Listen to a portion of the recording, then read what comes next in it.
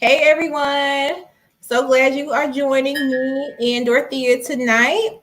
We are going to have some fun talking about money and one of my favorite shows, Insecure. My name is Yes. Tasha Danielle, and if you do not know, I'm founder of Financial Garden, and Financial Garden has a chance to win $100,000 from Essence. So, thank you, Dorothea.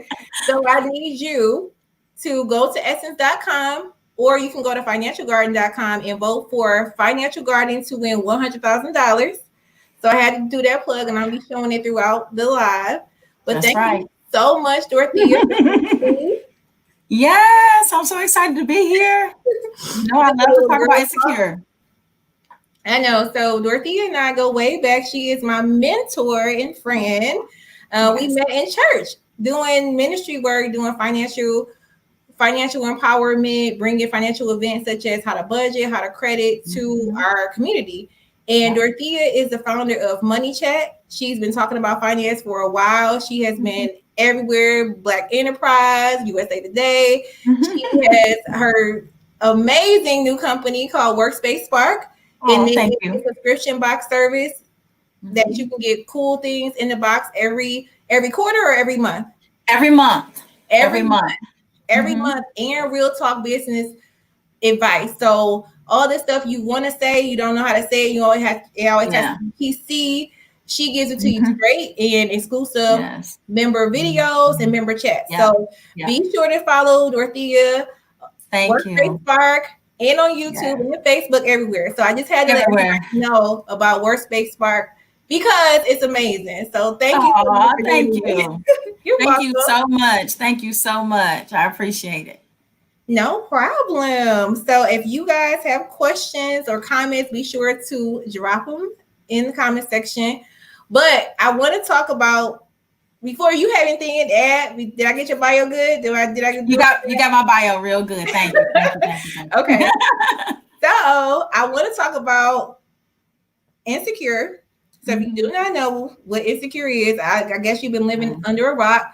It is a it's a great show on HBO, and it's getting a lot of buzz now because it's about some 30 somethings group of friends that are going through all types of struggles besides just relationships, some financial struggle, entrepreneur struggle, and that's why we are talking tonight about Yes. entrepreneur struggles Issa faces and her financial struggles. So let's Right. talk about the entrepreneur thing first. Okay. So what do you think about Issa's journey to entrepreneurship? I think Issa's been on the struggle bus for far too long for her age. And you don't have to be, a millionaire, but it's like, girl, you got to get your whole life together. I think that I am happy that she's figuring it out. I just wish she had made some different moves so that she didn't struggle so long. It's like, it speaks to the need to really get counsel instead of just, oh, I have an idea, let me start doing A, B, C, and D. You need to talk to people who have been there and done that so you can make strategic moves. She's just all over the place. She is the when you think about how it came about, she got inspired, I think, from Coachella and dating a Mm-hmm. guy. He pumped her head up, which was good because she had some ideas to go on. But her Mm-hmm. journey to having this block party, which ended up being a success until Yep. her frenemy Friend. was. We don't get to Is that. that a friend? That is a frenemy. But I want to just say that it's a black party. And Yeah. Issa didn't know nothing about a black party. She didn't know Yeah. about permits. She didn't know how to Yeah. get guests. She just was all over the place. But she was like, I'm gonna do this. I got this Yeah. idea. I'm gonna make Yeah. it work. So I do applaud her for doing that. But Yes, applaud her from making a move. yes, I do, because sometimes you do have to just step out there like you have an idea, but she just is all over the place. But you're right, it was a success. She pulled it together, but it's a lot like a lot of events. Like we've done events, yes, like, and the behind the scenes, you don't really want to know what happened. you do not. But when you see the finished product, you're like, okay, this was nice. Everybody was looking around. It was nice. And I'm glad that they gave her a win. I'm glad they gave her a win, even though they ruined it. But that's TV. I know. they did give her somewhat of a win. Yeah. What I want to say with her on this entrepreneur journey, because she was struggling season 1 to season 3, and she kind of found her stride in season 4, and playing in the block party, but just her tunnel vision, because when you're doing an event, it's tunnel vision. If you're doing a launch for your business, it's tunnel vision. Everything kind of falls to the wayside, and you can't let your 9-to-5 money fall to the wayside. And she was doing that with her property management job. I don't know if you remember, people were coming in saying the water was off. And that's what I didn't like. Just, you want to accomplish something, but you can't let everything drop while you're doing accomplish that one thing. Right. Don't mess up your money, because you need that money to fund the dream. And I think that's the parallel with a lot of people. I get it all the time where people are like, I hate my job. I'm going in there. And it's like, listen, that pays the bills and it'll pay for the dream that you want to grow into your full-time thing. So don't mess that up going in there with attitude every day, or not doing the work like her. She wasn't even being a good property manager, And then here's the other thing about that. The block party was supposed to be for them, for those folks. They were going to come. So you don't really want to mess things up with your tenants if they're going to be at the block party. Right. That's like, you don't really want to do that. You really want them on your team. You want them to support and bring good energy and want to come back. And that's not what she was bringing to the table by letting that fall to the wayside. She was even like breaking the rules, having her own sponsor parties there. And they were like, okay, you can have parties here, but we can't. Right. And that's what I don't like about Issa. It's just, she's just all over the place, like you said, and just not structured. So what are some tips if someone like Issa, we're gonna get to the event in a second, but and Dorethia has been my coach, and she's amazing at that, with giving me tips on how to get to the next level in financial garden and how to delegate, how to get a team, all of that good stuff. So if you have an idea, you like Issa, you just walking around town trying to get permits for a block party, what are some things you should do before just jumping out there? So what I have people do is I say, okay, for instance, we'll take Issa. She wanted to have a block party. Who has thrown a successful block party? Number one, to be honest, it would have been good if she had participated. She would have known about permits and everything if she had helped with the block party. You know what I mean? Yeah. So if she had helped with the block party, but okay, you didn't help with the block party. So now, who do you know that threw a great block party?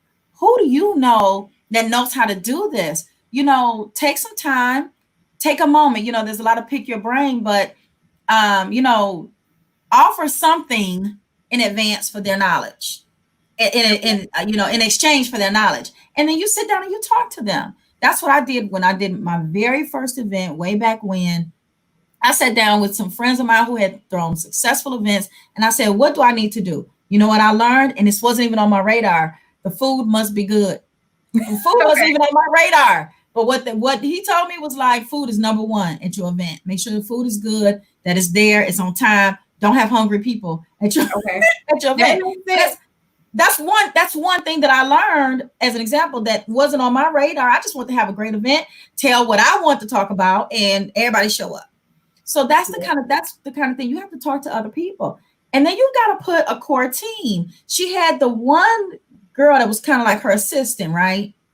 Even if you have to go to your friends, that's exactly what I did. That's what a lot of us do. We get all our friends together. You've helped somebody. Somebody should be willing to help you do something. And I say, okay, I need you to do marketing. I need you to do this. I need you to do that. You may not be able to pay people at first. So you need to get your core team together, give everybody an assignment, something to get excited about. And then you guys map out a plan and are meeting weekly, bi-weekly, whatever, leading up to the event. So those are just some of the things that she could have done. She was throwing a large scale with a entertainer. She was doing like a big festival. Yes. She didn't start small either. That was the other thing.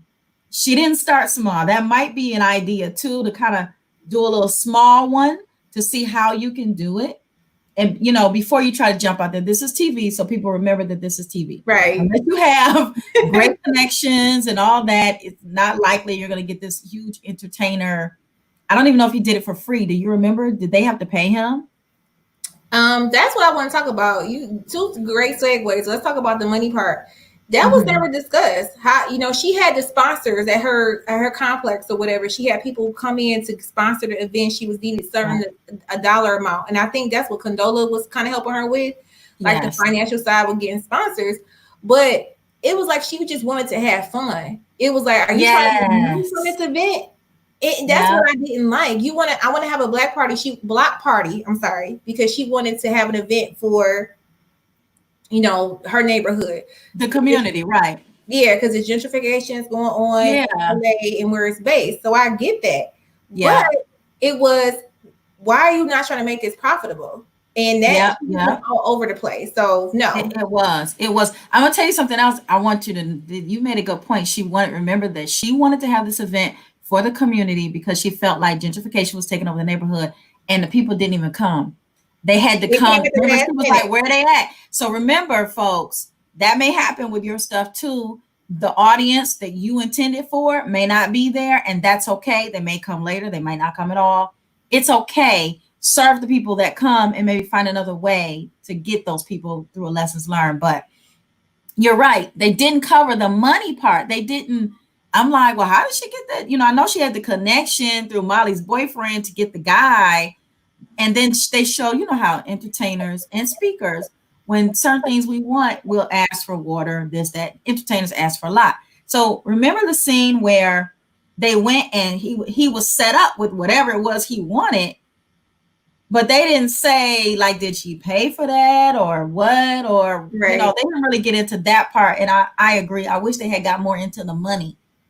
Well, it's in that, probably why they didn't, because it's only 30 minutes. But we always have our financial lens on, so we want to know about the money. Every time I'm like, how y'all make money off of this? If I see an event, I'm like, this many people paid. It's probably that's just where my mind is going. But I do how you talked about she could have delegated some stuff to her friends to help. So let's talk about the big thing that came up about Molly helping Issa get a headliner. So if you didn't see this episode, you still haven't watched the season, Molly is dating a guy who has a connection at Rock Nation, Live Nation, whatever, basically an entertainment company that has access to artists. And Issa's headliner dropped out for whatever reason, and Schoolboy Q, he dropped out, and then she needed a headliner. So she goes to Molly last minute, like, can you help me out? And her and Molly were already in the rocky spot, but she's like, can you help me out and just have, Andrew ask about this artist or whatever? And Molly did not do it. So what do you think about that? Do you think Molly should have helped her? No, I wouldn't have done two things. Number one, I always say them two, they need an intermediary. Number one, they need to grow up. First of all, Issa always circles back with an ask. She never addresses the issue. Molly was looking for her to be like, I'm sorry, or address it. But instead, she's calling Molly about something that she needs. Number two, you and I discussed, Issa's track record is not good. We've all helped people that were our friends that at the end of the day made us look bad because they didn't come through, didn't deliver. Remember the part where Molly asked her, so what happened? Did he sign a contract? What happened? And Issa didn't want to get into it. She's like, man, you gonna help me or not? And Molly's like, I don't think I'm gonna help you because you always messing stuff up and you can't even tell me what happened with this. So I personally, what I might have done is this. I might have been like, I might have gone to Andrew and I would have said, listen, Issa's messy. I'm asking you because she asked me to. Whether you do it or not, it's on you. I don't back her up at all. I wouldn't have put my name on the line for it because she messed up too much. I wouldn't have either. And I would have been with Molly. I think what Molly did wrong was she acted like she was going to ask Andrew. It don't have nothing to do with Andrew being her boyfriend, because people were saying like she was don't make that stuff up. Right. They were like, oh, she got a man now. She want to do anything to keep it. I don't care if it was another friend. It doesn't have anything to do with her being her boyfriend. Molly doesn't have Issa doesn't have a good track record being responsible. No. I mean, the episode in particular opened up with her residents complaining about the water being shut off. So exactly. Molly, I think if Issa would approach her and would have been apologetic for what's been going on in their relationship, I think Molly would have been more sensitive and would have did what you just said. She would have been like, hey, can you help her? She could throw this, it could be a messed up or whatever, but I think she would ask. But since Issa just came to her like, hey girl, so I know we, got issues or whatever, but can you just help me do this one thing? That's Marty looking at the phone like, right. But I want to say that part right there was like kind of like it's festering, and I want to talk about more the friendship side of things between Issa and Molly, because it wasn't just Molly that was doubting Issa about the event, but I don't like how Molly just wasn't supportive of the event. She just thought it was another flavor of the month with Issa. She just wasn't there, and not even Kelly. At least Kelly was a bartender at her apartment complex. She was there helping her do that, and Tiffany helped her get some liquor deal or whatever. Everybody was throwing her small little except from and Molly just wasn't doing that. And even though I want to say her other friends doubted her, because even at the event, Kelly was like, "Ooh, I'm surprised this was nice." So I'm like, well, dang, do Issa got any support? She ain't got no good friends. No, she don't. I'm like, do you have any supporters in your circle? And she don't. But that's her track record, though. Yeah, I don't think it was right for Molly to blow up at her event. That was, and that's when I'm like, I say don't be Molly all the time, is because it's like, first of all, don't be Molly and air all your business out in public and be unprofessional. Like that was just, I don't care if we were at McDonald's. We are grown. We're not in high school, middle school. You don't just blow up at me because you feel like I went behind your back and went to your man about something because I told you no. Like that whole thing with Molly is what made me so upset.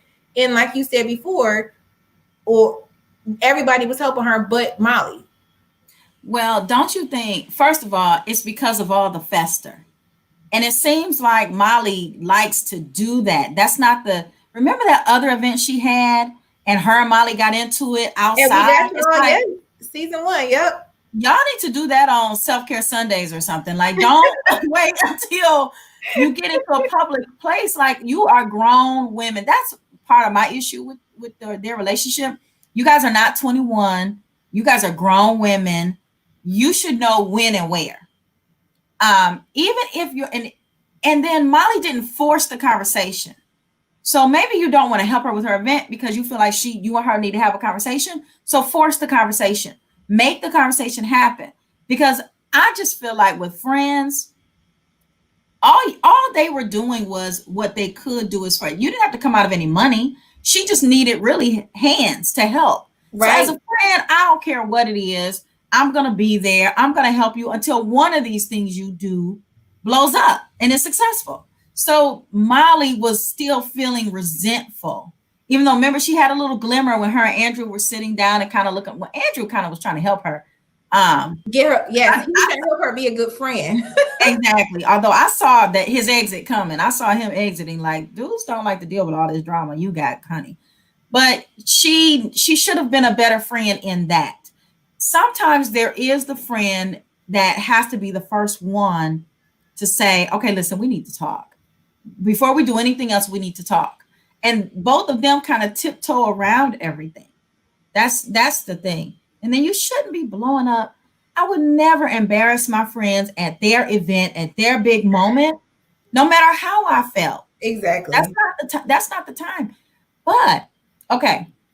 So did you feel that Molly, so I felt that Andrew should have said something to Molly and said, hey, Nathan reached out to me on behalf of Issa. But instead, she was blindsided. If that was my boyfriend, I would have expected him to just let me know. I don't care what you do, but let me know. I think Andrew should have let her know. But at the same time, he knew what type of person she was dating. He know how negative and how upset she was. And I think Andrew was just like, I know what it's like to throw an event. And so if I can just do this for her and then show up, you know what I mean? We can talk about it later, because he didn't want the drama. Didn't want the drama. No, I think he had good intentions. He definitely had positive intentions. It just went left. And they were still new in their relationship. So that was even with that, she could have just had a conversation with Andrew about that at a later time about how she felt. I don't even think that was worth even bringing it up at the event. She could have just, you know, if you're in a relationship and you're like, oh, okay, I didn't know that, but you're going to talk about it at home. That could have been one of those times. That could have been an at-home conversation, not air it out and be upset with him. So I like how you mentioned you don't have to support financially. And we are both entrepreneurs and had events, and you always have something going on, right? Especially when you Workspace Spark launch stuff. So what are some ways can you support an entrepreneur friend? Like if it doesn't, if you write a book every year, people are like, I don't want to buy no more books from you. I don't want to buy the course. I don't really want to buy that. So how can you support a friend without it being financially?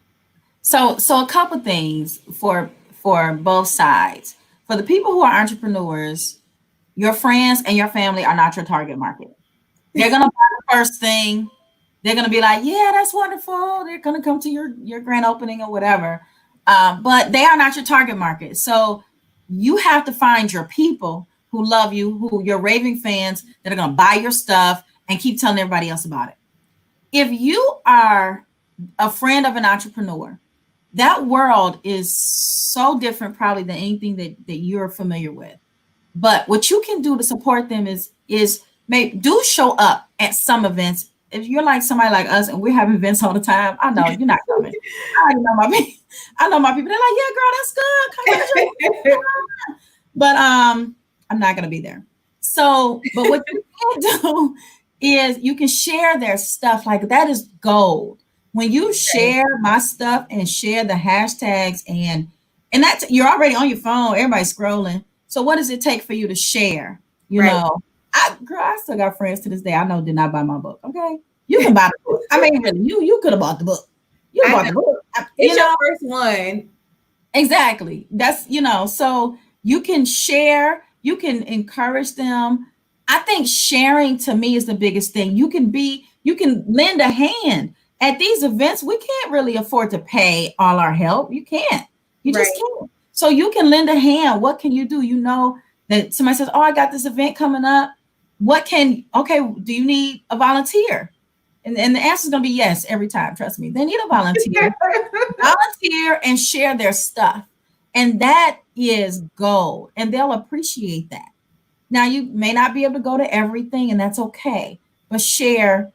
Tell people about it. Entrepreneurship is tough as it is. Yes. So just seeing your people acknowledge that you are in this thing and that you have product and services out there and sharing that and telling other people about that, that's golden.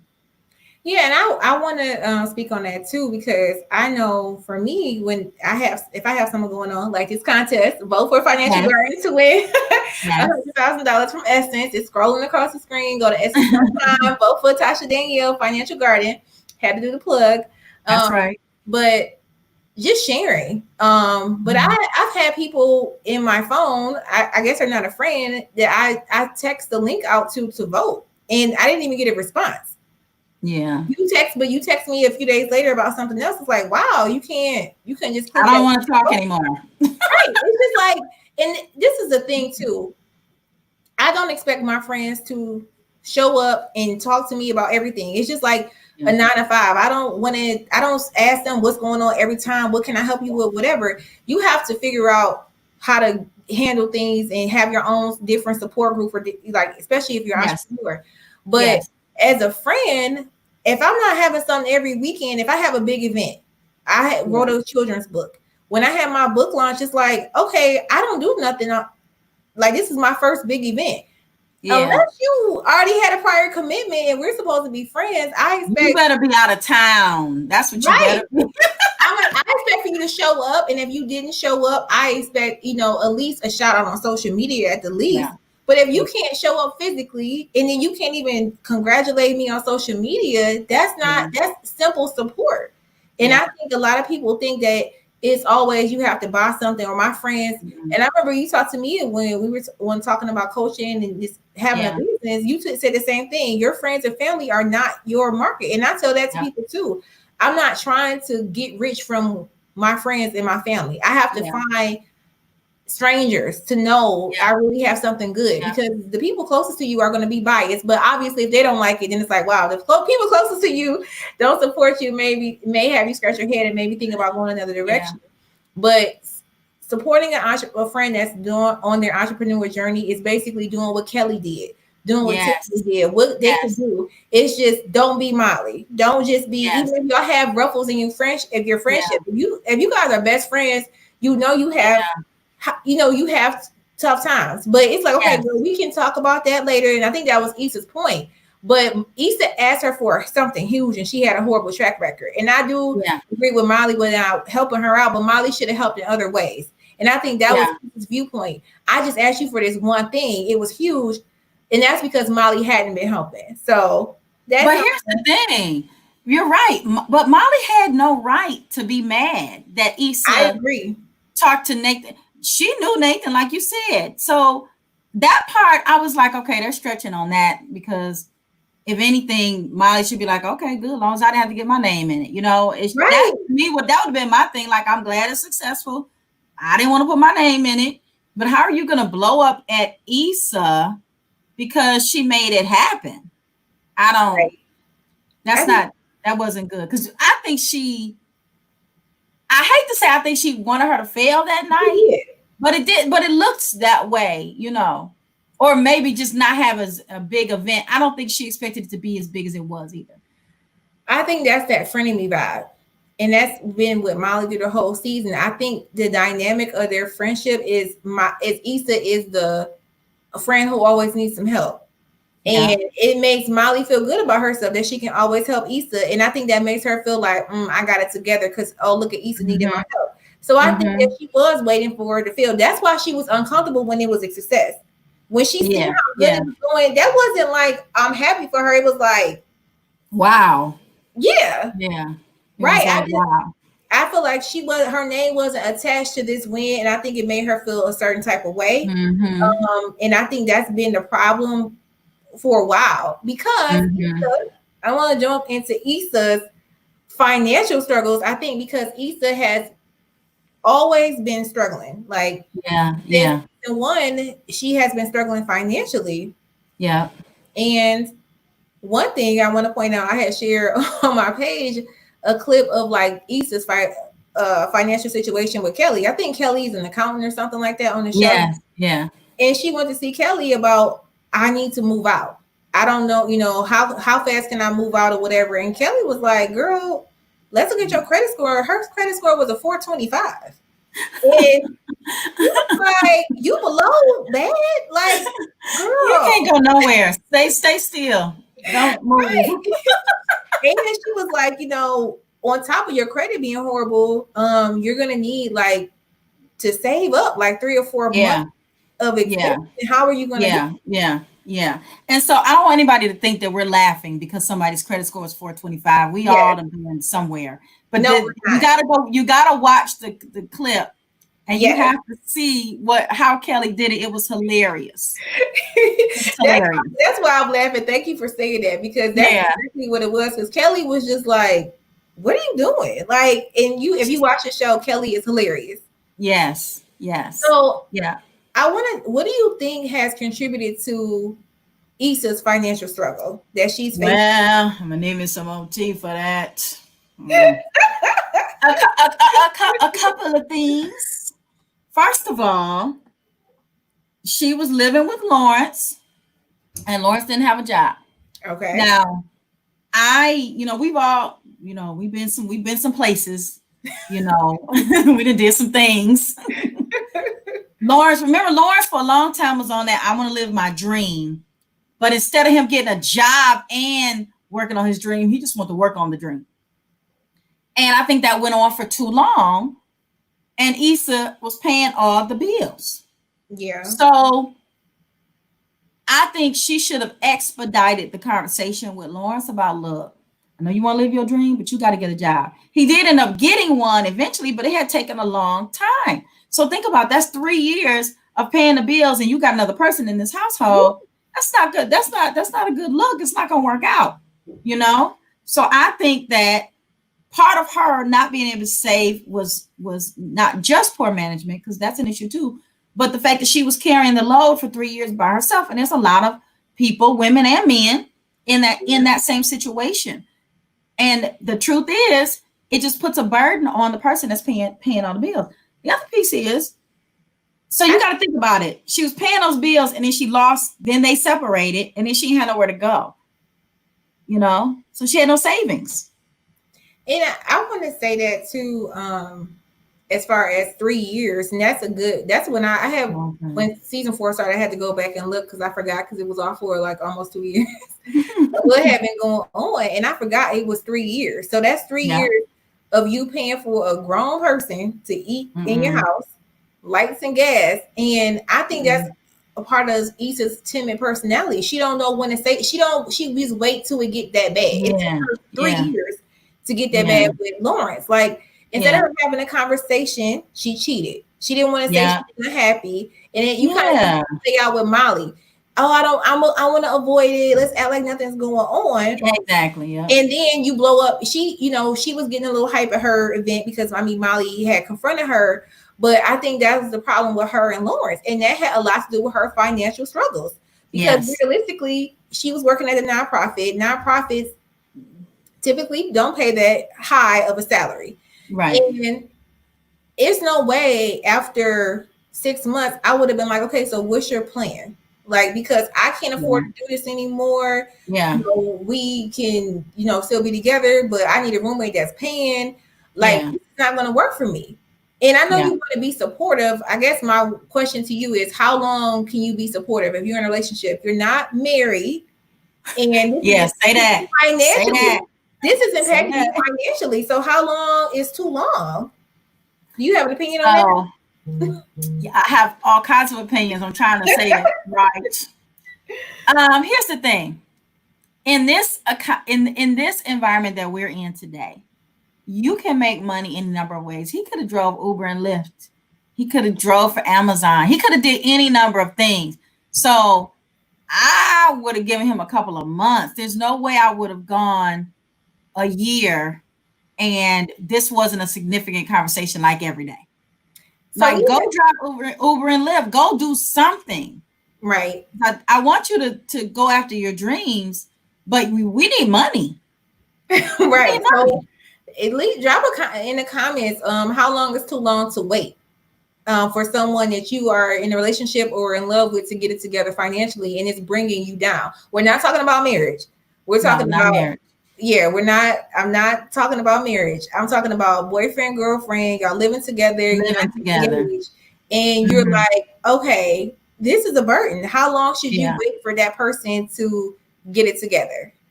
I said 6 months will be my breaking point. Like, and before the 6 month came, it would be like, what's going on? Right. This is too much. It would have been a conversation. Like, I'm letting you know, like, if you don't get a job, like, I'm not going to be able to afford it. It would have been that conversation. I cannot afford to take care of both of us. Right. Because I'm always thinking long term. And I think, obviously, I'm an accountant. And so I'm always thinking about the future and money. But it's just like, even with just logic, right? Yeah. If you get somebody and you paying all the bills and supporting their dream, you're not married. So what are you going to get out of it? I mean, if he had $1 million idea and it took off, and then he got on, he forgot about you, what are you gonna get? At least if you're married, you can be entitled. Half. you can be depending on where you get married. So it's just like, I'm not saying don't support someone you're in a relationship with. I'm not saying right. When it comes to taking a financial toll on you, it's throwing her off in her 30s. This man, she was in love with. Seems like a great person. We're gonna get on Team Issa and Lawrence in a minute. But it just seemed like that put a burden on her and hindered her for so long. And I don't think she realized 3 years. Like, and I'm gonna say this because before you know it, like, it's easy for somebody to say, "Oh, I'm gonna do that. I ain't gonna deal with that." But the truth is that when you're in a relationship, that time just kind of flows and flies, and before you look up, and it's been a year, and he or she still doesn't have a job. So, but I just think that at some point you have to say, okay, I need this to end. And I think part of it is your point about her being so timid. You have to speak up. That is one thing. You cannot just let things go and go and go and not ever say anything about how you really feel about it. Say it gently, say it however you need to say it, so that they'll act on it and say, we're going to have to figure this out. Like, I might have to leave or something so that I can debrief here, like just take a breath, because I can't continue to support this situation. I'm taking care of you and me, and it's rough. It's rough, and neither one of them like really had it together anyway. Nobody was mature, right? So, So what is Tanya saying? If the person's not married, she says 3 to 4 months tops is how long she's dealing with that. A real person will find a way to work towards their dream. And I agree with that. And I mean, from personal experience, I was engaged and living with my fiance, and he had some financial infidelity, which is a whole another conversation. Mm-hmm. But the thing with that is, I'm like, it was immediate. First of all, we're done, because that's a big lie or something. Yeah. But even before that, he had lost his job, and I'm like, how long? Because the way my student loans are set up and my credit card, I did pay all that debt off before 30. So, but it was just like, I'm not going to. It's goal. I have goals for myself, and it involves me holding it down for that's not for an extended period of time. So I think I've had that conversation. So I'm speaking from experience. I am a very direct person, so I know it's a little easier for me. But I just think it's so important to be able to, if you had that conversation, if you can't practice with a friend. Write a note. Look, write a note. Do whatever you send a text message these days. Right. Whatever you need to do to say, my only issue with this is, in this day and age, there's so many ways to make money. There's so many things that he could have done in addition to the working towards his dream. Yeah. And if she had been that type of person to speak up about that, it might have put a light bulb and he might have done it. Not saying that she's responsible, but it's about both of them working together, because that's the other thing. The goal in any relationship is that person should make you better and you should make that person better. And in those 3 years, they was not making each other better at all. No. And I think when you're in a relationship, romantic and friendship, because look at her and Molly, you just there for comfort. Like, I think a lot of times Molly and Issa don't like each other's advice, but they know when they call each other, they're gonna pick up the phone. Yeah, it's not serving either one of them to talk to each other, but they're gonna do it because it's what they know. And it's the same thing with her and Lawrence. It's like, he's not really doing anything overtly negatively towards me, so it's no harm to get around. So I think one of the key takeaways from this conversation we're having, besides knowing how to support your entrepreneur friends, in relationships, if you look at Issa, her want to be quote unquote ride or die, because everybody want to have those memes out about building an empire with someone you're not married with. It's like, you got to have a time limit in mind, realistically, because the woman put in 3 years with this guy. Lawrence is not a horrible guy; he's a great person. He is a great person. She ended up 3 years later sitting in her friend's office with a 425 credit score, sleeping on the couch of her ex-boyfriend. She was on that couch for 2 months, and she wasn't paying that man rent, and she could barely have lunch at work. They shot to her having that part cars at work. That part. She should have been driving Uber Lyft. She should have been doing something. And she was working at We Got Y'all, and she was driving for Uber and Lyft. Well, why didn't she have any money? That part I didn't get that. I really didn't. She was single with no children, working 2 jobs, and was still just so broke. And then when she go ahead. No, she probably, honestly, to survive with her and Lauren, they didn't talk about it. She probably was putting stuff on her credit cards, probably getting payday advances, and when it all came to a head, she couldn't take it. It was just like, wow, because there's no way, if you, like you said, you single with no kids and you're working full time and you're driving Uber, that 2 months, you really still don't have any money. Like, that doesn't make any sense. I feel like she probably was in debt because of that relationship. Yeah. I do wish they had kind of played that out a little more. I wish they had talked about that a little more.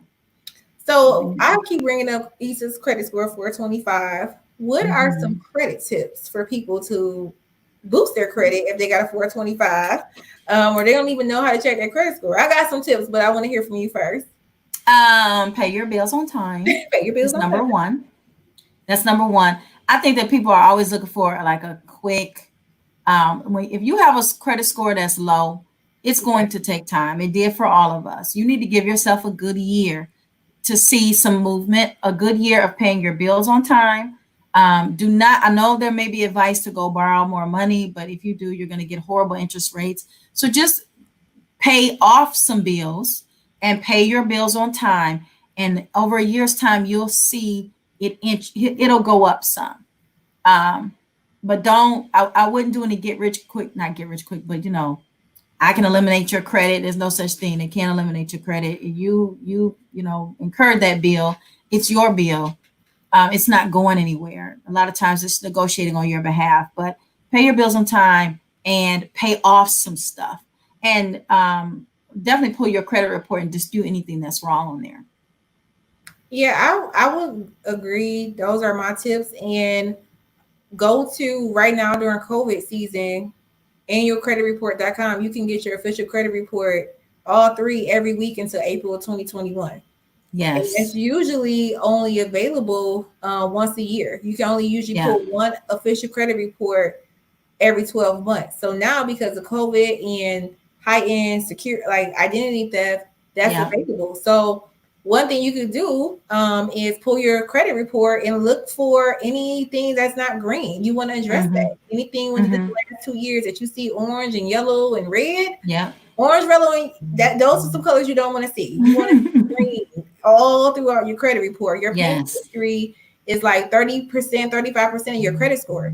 So that's Yes. number one to boost it. So Yes. Kelly did say, I'm hooking you up with a credit repair person at her job to get her credit boosted or whatever. But that's the main thing. When you're hot, when companies are talking about I'm gonna get your credit improved and all this stuff, the main thing they're doing is working that payment history. They're Yes. working to get those greens back on there. So they're calling for you on your behalf to your creditors Yeah. to say, if we get this balance back current. I'm not even talking about stuff that's in collections.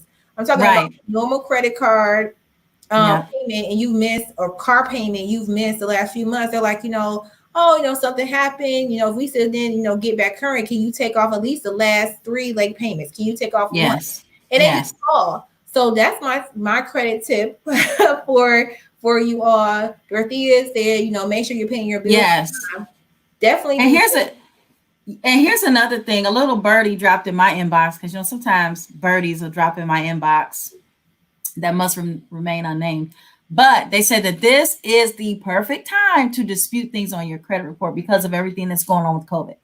I guess everybody's busy. There's a lot going on. So now is a perfect time to dispute anything on your credit report that looks fishy or you didn't do, or payments. People are asking for money that you don't owe. This is the perfect time to dispute those things.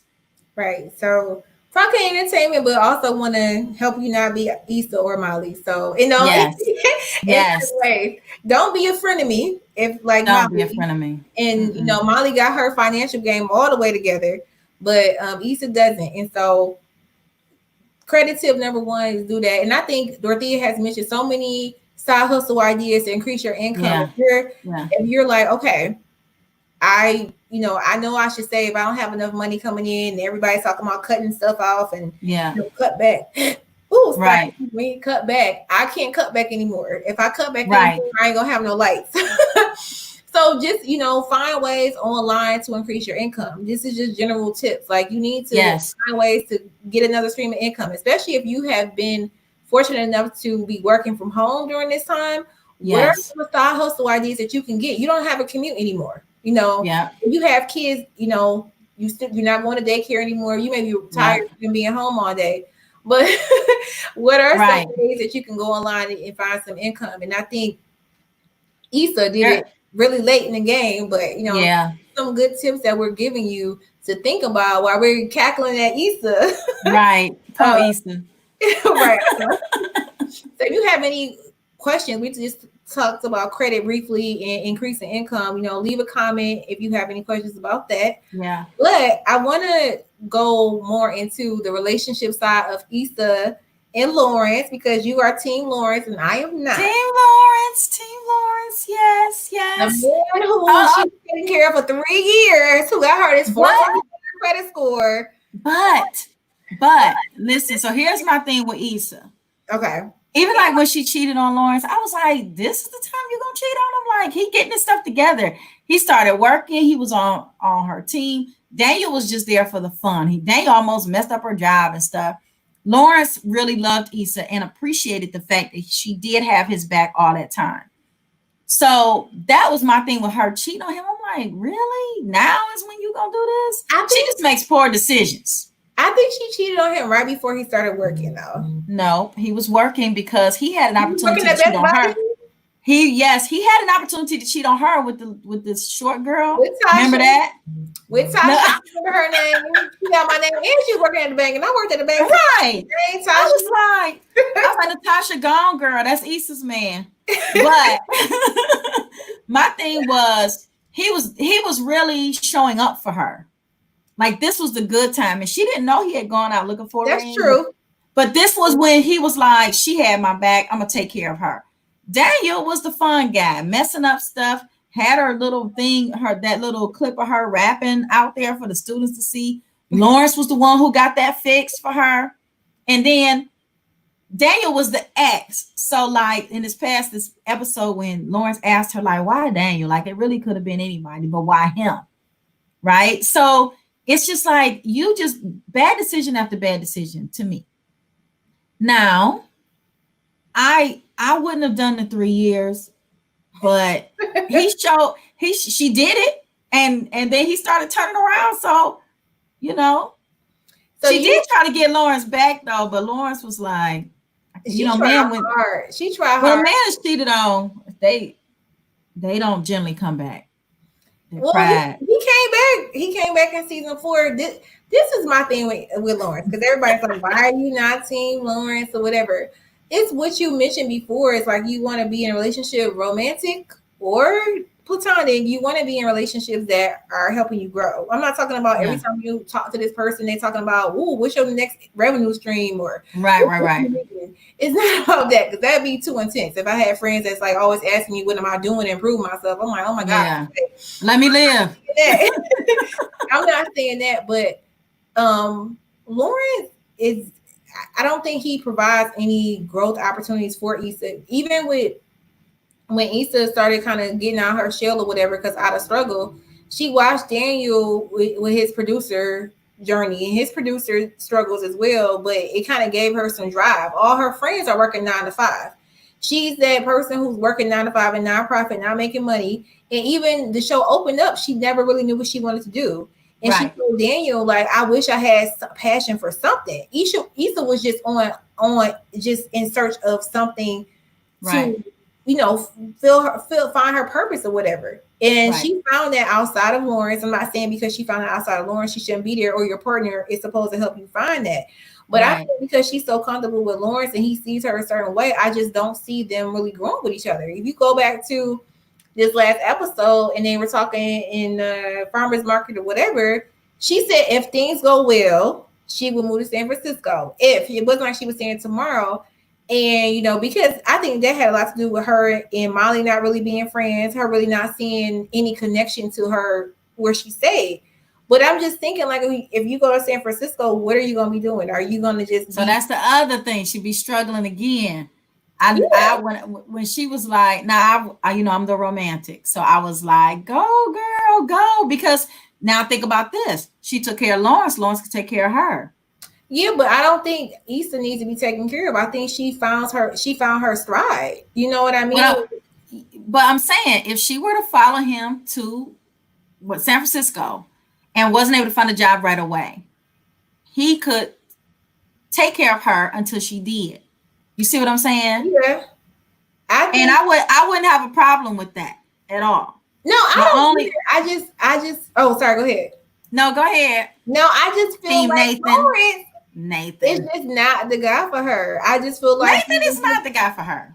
They may have some little chemistry or whatever, but I don't think Nathan has a good history with the ghosting, but he has this growth spark in her, and she's showing a different side of herself when she's with Nathan. I just feel like with Lawrence, she is comfortable and she's gonna be like, okay, I'll just marry you and I just let time go by and I just won't do anything. And then I'll wake up one day and like, oh my God, what am I doing? I feel like she did that already with him. And I feel like she already gave this in her 20s. Don't give him your 30s.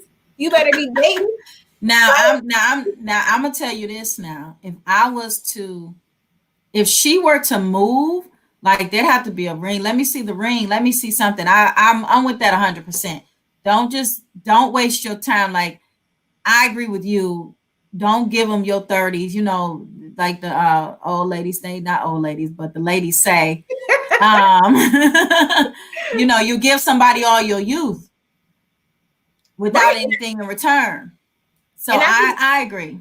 I think that's my biggest thing with Lawrence is besides the whole compatibility thing, they may have good chemistry, whatever. I just don't see him really bringing out true growth in her. I just really feel like she invested so much time with him. I'm not saying no, you can't be cordial or whatever. This man about to go to San Francisco. Don't try to have no long distance thing with him. Like, now that ain't gonna work. It never works. Let that go. It's not never working. Works. Go date someone else or whatever. Well, he ain't going nowhere because Condola is pregnant. He ain't going nowhere. Now, this is what let me air my grievances about Lawrence, because Lawrence, just like Tasha said, he is a blank boy who thinks he's a nice guy. And I'm not going to cuss on this. Right. He said that he was a nice guy. And he thinks he's a nice guy. He showed that with Tasha. He don't know how to use his words. He just goes to her family picnic. He didn't really want nothing for her. He showed that with a partner at his job. He was so insecure about her having a relationship with somebody here. Lawrence, the show is called Insecure, and because they put everyone's securities on screen for us to see and judge. Yeah. But it's like whenever a woman challenges him, he is just like, I can't deal with you. A partner challenged him, and it's like they had that one little hiccup, him and the partner not talking no more. You know what I'm saying? Tasha cut that off for him because she was like, you don't even really want to, you just don't know what you want. I'm cool. He wanted Issa. Yeah. He wanted Issa. That's all it is. It's been this whole thing through the story, but it's just like when someone challenges him, he's just like, is that really him? He always backs up. Is that really him? Or is that just because he wanted Issa? And I feel like that's just who he is. He's immature. When Condola said she was pregnant, he was acting like they were 16. Oh my God, I thought we were safe. Okay, the reality set in. If an ex come to you and saying you pregnant, you find out you pregnant by ex, you're not gonna be happy immediately. Like, I don't even see this person no more. So I'll give him that grace. But even when he was talking to Issa about it, he was just like, I just, she's gonna keep it and all this stuff. And I will say, I've been seeing a lot of people online on the internet streets talking about Condola like playing this. She trapped Lawrence. I'm like, no, I seriously have been seeing that. And or why she was pregnant with her husband, why is she doing this to Lawrence or whatever? And it's like, why is she doing this to Lawrence? They were two adults. She's not doing anything to Lawrence, right? Now that I agree with. My whole thing is Lawrence, had a situation in the previous season with him out being careless and irresponsible. He had a little scare. He got that corrected. And now you being a little irresponsible again. And now a child is involved. And instead of him owning that, he's still kind of like, oh, well, it's me. I wanted to work things out with you. So that's why I can't rock with Lawrence. So yes, and yes. His response was horrible. I felt bad for her with his response, although I was irritated that she was pregnant too. Only because of this. Here's the thing: as a grown woman, now she seemed like she more mature than all of them. Like she got her mind and stuff together. But as a grown woman who just got out of a bad marriage, and she didn't want a relationship with Lawrence. She was just doing something, right? And she didn't even want to have him around her friends. Thank you. So, That's what she was not pressed for Lawrence. No, so I wouldn't have been getting pregnant. Like I just, how you get pregnant? You don't even want to be around him. You like a woman that mature is gonna make sure that all things go well. Like we're gonna handle our business. So the way they wrote that in there was kind of contradictory to her character, the character that they have for her. Nothing. But like she didn't want him. She didn't want him around her friends. Now she want to have a baby by him. I think it's her biological clock is ticking. I mean, That's it. I feel like she's older than Lawrence and Issa because Issa is only like 30 or 31 in this. Is she? Are they over 30? I think they're early 30s. Okay. I just feel like I just hate it being put on a woman on what they need to do. Me too. Me too. Like, nothing's 100% unless you're not doing something. And exactly.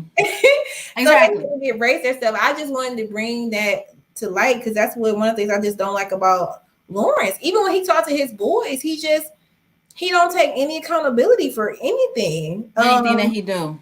Anything that he does. And I just feel like, yeah, everything is rainbows and sunshines right now with Issa because it's the honeymoon phase again. But the issues that they have are going to come back up. It's just like Issa doesn't want to talk. He doesn't want to talk. So it's going to be her. That's you see the pattern with her and Lawrence and her and Molly. They both have some growing to do. Right. For the relationship. Yes, I agree. I got a comment. How you different? We know how, but yeah. So we got a few minutes left, and we're talking about Issa and Lawrence. I want to kind of go back to the friendship financial dynamic. Like, have you ever felt like you were the friend that wasn't on people's financial level? Like you were struggling to get there. Did you feel uncomfortable? Did you feel like I'm not good enough? She's looking at 3 of her closest friends who are just bringing in the money, and she's over here struggling. How have you ever been in that situation, or what can you do if you feel like you are just not on your friend's level financially? So when I was in my early 20s, I had kids young. I had my first daughter at 15. I had my second daughter at 21. Okay. And so I didn't have money. Like my friends, they were sneaking off, spring break and all. I didn't have money then. And in my 20, like when I'd say between 25, 26, 27, started getting my life together as far as financially learning how to manage money. And I was the person who would meet you for drinks, but I didn't drink. So I had water and I ate before I came home. I wanted to come out and hang out with you, but I didn't ask anybody to pay for my food, and I didn't ask for anything. I was just coming for the fun. So I never felt like I couldn't do stuff because I was secure in where I was, and I knew I was on a path. But I do know people, I used to invite people to stuff and they'd be like, well, I don't want to just come and not buy anything, They felt insecure being around everybody else eating and carrying on like that. But I never felt like I wasn't enough or didn't have enough or was embarrassed because I was on a path. I think that if I had been somebody who was just kind of blowing my money and not doing stuff, I might have, because I might have had that materialistic view, Okay. I haven't had a situation where I had a friend who I felt like I had to carry. I haven't had that experience. I think that's a great point that you brought up, that you were secure in your finances, because I paid off all my debt before the age of 30. And for me to do that, I made some sacrifices, and that meant not going out all the time with my friends. I know that may be like, girl, that's first world problems, but that was some sacrifices was, not going to the brunches, not going to the happy hours, not going on girls trips, like pretty much not doing anything socially, but I would show up. Yeah. Like you said, I would eat before trips, vacations. People be like, come, let's go on this trip. You can't never go. And it's okay. Nope, I can't go. Right. These kids, no. And I did a video on this about like how it bothered some of my friends that I was so tunnel vision on paying off my debt. and cracking jokes on like, oh, you know, because I use the cash envelope system, all of that to really make sure it was always, you know, just the shady comments. And it's like, okay, it's one time, but if it's all the time, I'm just gonna remove myself from this friend group. Right. And I just feel like it's so important to be secure in yourself because like you just said, you ate before you left. I knew, okay, I work downtown. I'm probably gonna get asked to go to a happy hour. I'm going to make sure I bring an extra lunch because I'm gonna before I go to that happy hour. That's right. I get cash on me so I can buy one drink that's on the happy hour menu. And exactly. And that's it. I wasn't just always at home, just like in no man's land, like, oh my God, I can't have a life. Right. And people feel like, and now especially with social media, they have to look a certain way and they have to buy this. And I think I really like what you said. You were secure in what you were doing and where you were with your finances, because I definitely can relate to that. And I did have a person in my life, I'm not using the friend word anymore, who I was carrying. And it was like, don't nobody make you feel less than, or our intent is not to make you feel less than. But if you can't afford certain things, we're not going to put our life on hold. And I think that may be a big blow for some people, that they feel like, I want to be involved with anything. Like when I was making the sacrifices, I didn't care. and that's the key. That's the key. And with social media, and everybody looks good on Instagram. Everybody's like, oh, they're here. And you can't, because even me, like I'll see my friends somewhere and I know I didn't even have time to go, but I still want to be there. I'm like, get off of Instagram. Could you just get off of Instagram? Because you'll be scrolling and see all that stuff. It's not everybody. You're only going to see the good stuff. You're only going to see, people don't show the sacrifice. They're not going to show that. They do not. It's only a highlight reel. Yes. So, if no one else has any comments, I want you to let people know where they can find you. Okay, absolutely. First of all, thank you so much. This was so fun. We've got to do this again. I agree. We've got to do this again. This was fun. But if you guys please go to DoretheaKelly.com, DoreThia Kelly, KLLY.com. And you can check out my new office decor and career growth subscription box for working professionals at workspacespark.com. I'm on Instagram. I'm on everything. So please follow me, YouTube, everything. So I just put her information on the screen, her website, and then for her personal, for speaking, coaching, and all of this stuff. And Workspace Spark. I want to do one plug before we close out. I just want to say that Dorothea has been my business coach, and she's amazing with giving tips. And I am a go-getter and thriving, and Dorothea pushes me. And I'm like, I don't want to talk to you because you're going to give me the business. But she pushes you where you need to go. She's going to hold you accountable.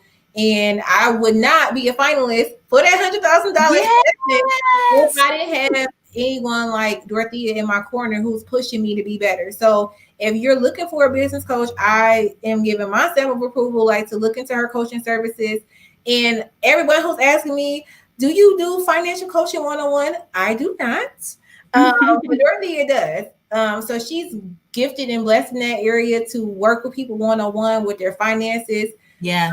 So follow up with her, Dorothea Kelly, and Workspace Spark. Check it out. At least follow on social media and see what's going on there. And she has great tips on her YouTube channel. So go over to YouTube and subscribe as the name is showing on the screen. And thank you so much for having us and watching with us. And thank you so much for being on. Thank you, Tasha. And everybody go vote. Yes. Tasha. It's scrolling across the screen right now. I got you don't see the credit card bills. Yes, exactly. Right. I want to show that you don't see the credit card bills doing that. So thank you so much for watching. Share the people who are watching right now, share on your page so people can watch the replay. Thank you. Bye.